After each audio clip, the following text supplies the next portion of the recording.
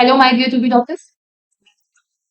और जो भी मेरी वीडियो को पहली बार देख रहे हैं बच्चों, मैं उनको बताना चाहूंगी कि मैं आप लोगों को नीट की तैयारी करवा रही हूँ, वो भी अपनी बनाई हुई मॉड्यूल जिसका नाम है ओवरऑल रीडिंग स्ट्रैटेजी, जो एग्जाम से पहले बच जाएगी आप लोगों के लिए ओवरऑल रिविजन स्ट्रैटेजी। अभी मैंने इस ओआरएस के थ्रू आप लोगों को chapter 1 complete detail with NCERT and उसके क्वेश्चंस के साथ chapter 2, chapter 3, chapter 4 and chapter 5 ऐसे ही कंप्लीट करा। हमने चैप्टर 6 पूरी एनसीईआरटी डिस्कस कर ली है। हमने उसको ओआरएस के थ्रू कैसे रिविजन करना है ये पढ़ लिया है। आज हम लोग उसी चैप्टर का क्वेश्चंस लगाने वाले हैं। विदाउट वेस्टिंग मच टाइम हम लोग स्टार्ट करते हैं। सबसे पहले बच्चों, फ्लोएम इन जिम्नोस्पर्म्स लैक्स। आप लोग ने लास्ट क्लास में देखा होगा फ्लोएम इन जिम्नोस्पर्म्स में क्या नहीं होता, तो वहां पे सीव ट्यूब और कंपेनियन सेल्स नहीं होते। ठीक है। उसके बाद regeneration of the damage growing grass following grazing is largely due to, याद करो बीच में कौन सा मेरिस्टम हम लोगों ने पढ़ा था, that is intercalary. Tracheids differ from other tracheary elements. कैसे डिफर करते हैं? क्योंकि ट्रेकीज जो होते हैं वो इम्परफोरेट होते हैं। ठीक है, ये सब हमारी ओआरएस मॉड्यूल और एनसीईआरटी में दिया हुआ है। अब meristematic tissue which is responsible for increase in the गर्थ।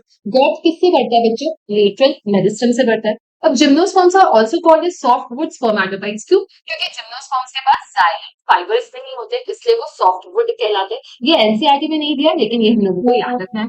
Again, companion cells are closely associated with, companion cells are closely associated with this seed elements, ये याद रखना है। The function of this companion cells is providing, इसका क्या काम होता है याद करो, कंपेनियन सेल्स का काम होता है loading of sucrose into seed elements. ठीक है। अब कौन सा, which one of the following is not a lateral meristem? Obviously intercalary meristem तो डिफरेंट टाइप ऑफ मेरिस्टम में आता है, तो वो लेटरल मेरिस्टम में नहीं है।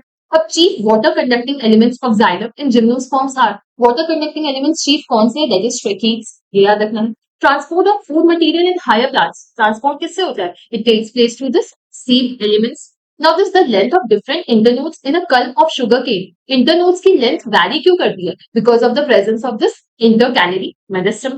A common structural feature of vessel element and sieve tube elements. बताओ vessel और sieve tube elements में common feature क्या था बच्चों? उनमें common feature था the presence of this enucleate condition. The apical meristem of the root. Again, apical meristem of the root कहाँ पे present होता है? It is present in all the roots. बच्चों, मैं इसके साथ साथ आप लोगों की ओआरएस की मॉड्यूल रिवाइज इसलिए नहीं करवा रही हूँ क्योंकि मैं चाहती हूँ कि आप लोग ओआरएस का पहले रिवीजन वीडियो देख करके फटाफट रिवाइज करो और फिर सिर्फ क्वेश्चन लगाओ। ठीक है, इसलिए मैं इनको डिटेल में नहीं बता रही। डिटेल में ऑलरेडी हम लोगों ने फुल एनसीईआरटी और फुल रिवीजन वीडियो कर रखा है। आज सिर्फ अपन क्वेश्चन लगाएंगे। ठीक है। अब chlorenchyma, chlorenchyma is known to develop in the, कहाँ पे? अगेन ये एनसीईआरटी में नहीं है, बट ये हम लोगों को याद रखना है। It is present in the spore capsule of a moss. The cells of a quiescent, quiescent मतलब silent, silent मतलब light cytoplasm with small nucleus. ठीक है। अब इनमें से कौन सा स्टेटमेंट है which is true? That is vessels are multicellular with the presence of wide lumen. अब axillary bud and terminal bud is derived from the activity of, याद करो axillary bud कहाँ से आया था? It is apical meristem से। Vessels कहाँ पे प्रेजेंट होते हैं? हम सबको पता है कि सारे एंजियोस्पर्म्स में तो होंगे, लेकिन कुछ कुछ जिम्नोस्पर्म्स में भी प्रेजेंट होते हैं। Maturity, which of the following is non nucleated? ये भी पूछने की बात है क्या? सीड सेल्स ही तुम्हारे नॉन न्यूक्लिएटेड होते हैं। ठीक है। अब which of the following is not true about sclereids? नाम से ही, नाम में क्या होता है? स्क्लेरीड और ट्रेकीड में डी, डी मतलब क्या? डेड। तो क्या ये लिविंग सेल्स हो सकती है? नहीं हो सकती। इसको अपन ऐसे याद रखेंगे। अब इनमें से विच of the following totipotent, totipotent कौन होते हैं? याद करो, दिस मेरिस्टम्स आर टोटीपोटेंट। ठीक है।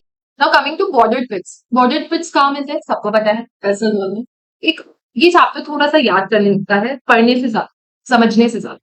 An organized and differentiated cellular structure having cytoplasm but no nucleus कहाँ पे होता है? Again, the answer is sieve tubes. Angular collenchyma कहाँ पे प्रेजेंट होता है? ककर बीटा में। एंड collenchyma हमें कहाँ देखने को मिलता है? तो it is present in climbing cells. ठीक है। फर्स्ट 25 क्वेश्चन हमारा कंप्लीट किया। Now coming to next 25 question. अब collenchyma occurs in the stem and petioles of, कहाँ पे प्रेजेंट होता है? It is present in the stem and petioles of dicot herbs. उसके बाद cork cambium and vascular cambium, सबको पता है, they are the example of this lateral meristem.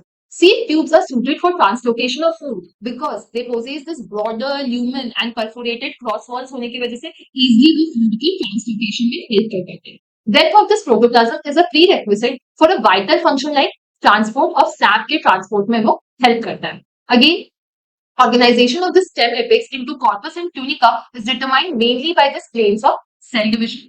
कौन सा मेरिस्टम है which helps in increasing the girth? ये भी क्या पूछने की बात है? This is lateral meristem. Tunica corpus theory किससे रिलेटेड है? It is related to shoot apex. Stomata grass leaf में कौन से शेप का होता है? हमने तो बस एक ही शेप पढ़ा है, दैट इज डम्बल शेप, वही याद रखना है।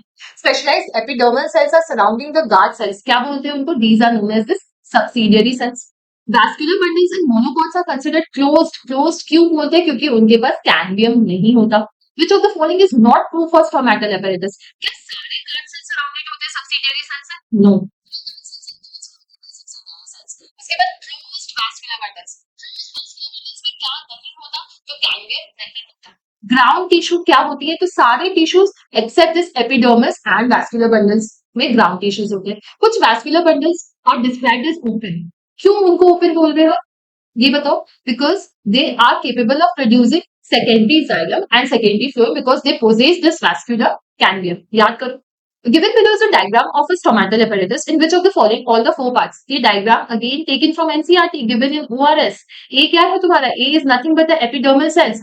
B क्या है तुम्हारा? Nothing but the subsidiary cells. C is the stomatal apparatus and D is nothing but the guide cells. ठीक है। In Barley, stem the vascular bundles are closed and stacked. A bilateral vascular bundle is characterized by the presence of the xylem being sandwiched between the fluid. Now, the transverse section of a plant which shows following anatomical features. Again, scattered vascular bundle. ये काफी significant और predominant finding है जो कि हम लोगों को देखने को मिलता है monocot stem. Now, the grass leaves curl inwards during very dry weather. Select the most appropriate reason for the following. क्यों curl होते हैं? क्योंकि shrinkage of the air spaces in क्यों होते हैं? Because of the shrinkage of air spaces in spongy mesophils. Dicot root, the vascular cambium कहाँ से originate हो रहे? It is originating from the tissue located between the phloem bundle and the portion of pericyclic tissue above the protoxylem. इसमें भी कोई doubt नहीं होना चाहिए। कैस्परिन स्ट्रिप्स, कैस्परिन स्ट्रिप्स कहाँ पे होते हैं? इंडोडर्मिस में होते हैं। याद करो कैस्परिन स्ट्रिप्स हमने हाईलाइट किया था येलो कलर। उसके बाद root hair develops from the region of, कहां से रूट हेयर डेवलप होते हैं? रूट कैप से ही रूट हेयर डेवलप होंगे, इसमें भी कोई डाउट नहीं है। कॉर्टेक्स कहां पे प्रेजेंट होता है? तो एपिडर्मिस और स्टील के बीच में कॉर्टेक्स प्रेजेंट होता है। Major characteristic of the monocot root, monocot root में क्या होता है? वैस्कुलेचर तो होता है बट कैम्बियम नहीं प्रेजेंट होता। अब you are given a fairly old piece of dicot stem and a dicot root. कौन सा anatomical structure will help you to distinguish between stem and root? There is only this presence of protoxylem. अब water containing cavities vascular bundles में किस plant में मिलते हैं? तो मेज में मिलते हैं। As compare to dicot root, monocot root के पास एम से मोनोकॉट, मोनोकॉट में याद करो बहुत सारे जाइलम बंडल्स प्रेजेंट है, मोर देन 6 थे। पैलिसेड पैरेंकाइमा मस्टर्ड में नहीं मिलता। Annually and spirally thickened conducting elements generally developing in the protoxylem occurs when root or stem is actually differentiating. ये याद रखना है। बच्चों, आगे बढ़ने से पहले ना मैं तुम्हें कुछ बेसिक बात बताना चाहूंगी इस चैप्टर से रिलेटेड। एक तो बहुत कम क्वेश्चंस आते हैं पहली बार। दूसरी बात, अगर आप प्रीवियस ईयर क्वेश्चन सॉल्व करोगे तो आपको बहुत लिमिटेड क्वेश्चंस मिलेंगे जो एनसीईआरटी में नहीं, क्योंकि कुछ ऐसे पार्ट है जो ओल्ड एनसीईआरटी में था और हमारी न्यू एनसीईआरटी में नहीं। तो हम लोग सिर्फ लिमिटेड चीजें याद करेंगे कि हम लोग मतलब पुराने के चक्कर में हम लोग नई चीजें एटलीस्ट ना हो जाए जिनके आने के चांसेस मैक्सिमम है।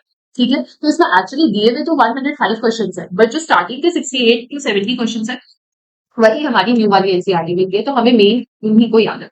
ठीक है, तो अब आगे बढ़ते हैं। तो सबसे पहले anatomically fairly old dicot root, इसको हम लोग डाइकॉट सेल से कैसे डिफरेंशिएट करते हैं? Because of by the position of the protoxylem. Now passage cells are thin wall cells which are found in, कहाँ पे passage of thin wall cells present होते हैं?